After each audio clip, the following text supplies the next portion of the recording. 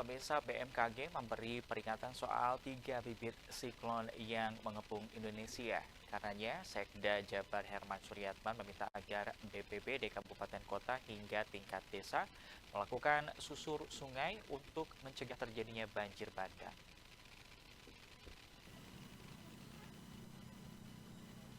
Musim hujan yang masih berlangsung dan adanya peringatan BMKG soal 3 bibit siklon aktif yang mengepung Indonesia membuat Jawa Barat harus lebih waspada terhadap ancaman bencana alam seperti banjir dan longsor.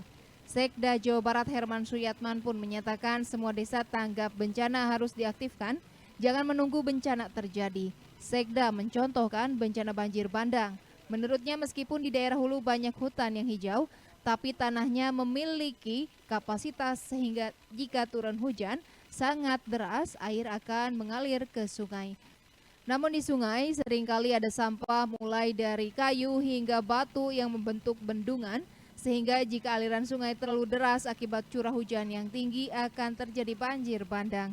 Karenanya Sekda meminta BPBD Kabupaten dan Kota hingga ke tingkat desa agar melakukan susur sungai untuk membersihkan setiap sampah sehingga potensi banjir bandang bisa diminimalisasi. Hal tersebut pun terbukti berhasil saat ia menjadi Sekda di Kabupaten Sumedang. Nah, di semua desa saya kira kan sudah ada desa tanggap bencana ya. Nah, itu harus diaktifkan gitu, jangan nunggu dulu kejadian baru desa tanggap bencananya aktif. Justru yang paling penting adalah antisipasi agar tidak terjadi bencana. Contoh ya, salah satu yang cukup rawan banjir ini kan banjir bandang, ya, karena banjir bandang biasanya ujug-ujug. Kan bisa dilakukan susur sungai misalnya, karena pengalaman kami banjir bandang itu terjadi karena curah hujan yang begitu besar, walaupun hutannya hijau, tapi kan ada kapasitas sehingga dalam porsi tertentu air itu tetap ke sungai. Sebelumnya BMKG melaporkan Indonesia tengah dikepung 2 bibit siklon tropis aktif yaitu 99S dan 90S yang berpotensi menimbulkan cuaca ekstrim salah satunya di Jawa Barat. Selain itu juga ada bibit siklon 96P yang mulai meluruh tapi masih berpengaruh pada cuaca di Indonesia. Budi Hartati, Bandung TV.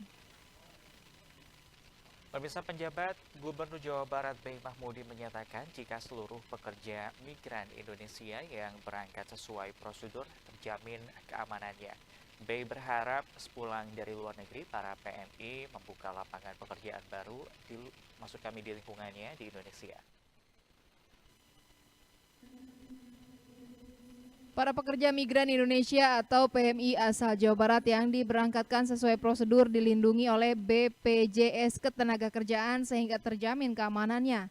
PJ Gubernur Jawa Barat B. Mahmudin menyatakan pemberangkatan PMI seperti itulah yang diinginkannya, terutama yang bekerja di bidang profesional. B. pun mengungkapkan meski yang bekerja sebagai ART di luar negeri masih banyak, saat ini PMI yang bekerja di bidang profesional dari Jawa Barat pun semakin bertambah. Saat ini beberapa negara seperti Taiwan, Jepang, dan berbagai negara di Eropa lainnya banyak membutuhkan perawat sehingga BEI pun berpesan agar Disnaker Trans Jawa Barat membekali para perawat asal Jawa Barat dengan bahasa daerah penempatan yang mumpuni.